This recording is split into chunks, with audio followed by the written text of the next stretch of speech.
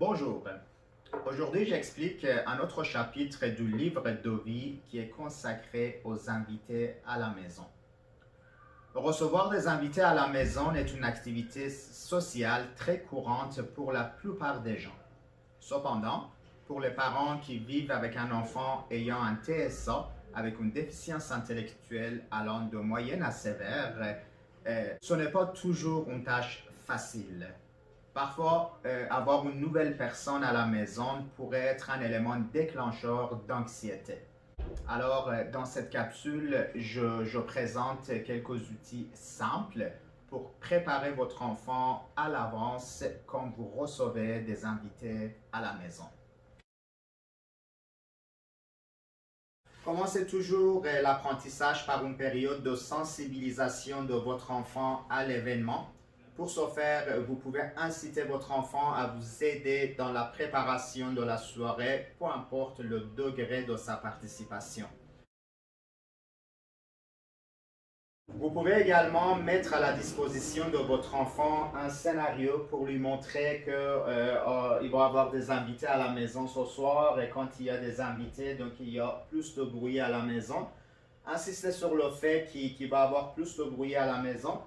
Et si votre enfant est sensible au bruit et l'habitude, il porte des coquilles, mettez ces coquilles à sa disposition et vous pouvez lui dire qu'il peut aller chercher ces coquilles s'il est dérangé par le bruit.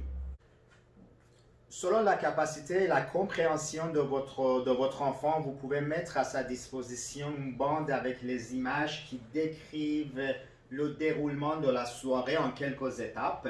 Quand est-ce que les invités arrivent, quand est-ce que les invités s'assoient dans le salon pour manger, pour parler, pour boire, et quand est-ce que les gens sont à table pour manger, et quand est-ce que les gens quittent la maison. Vous pouvez également placer un papier transparent sur cette bande et vous le déplacez à chaque étape.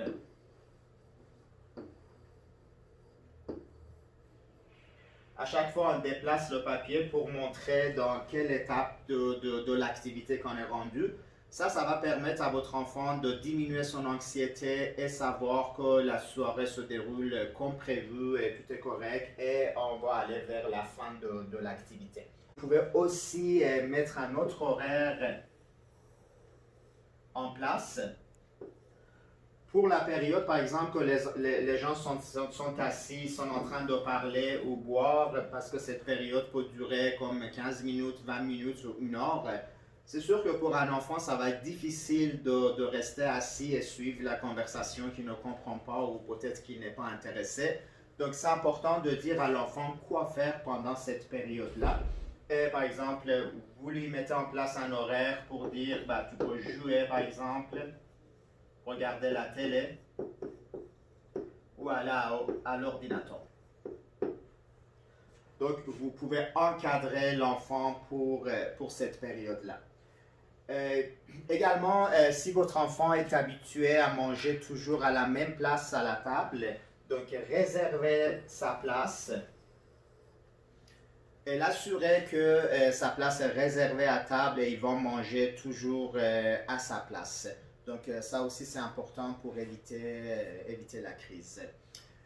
Merci de nous suivre sur la page Facebook de l'approche Phoenix TSA et la chaîne YouTube Phoenix TSA. Bonne soirée.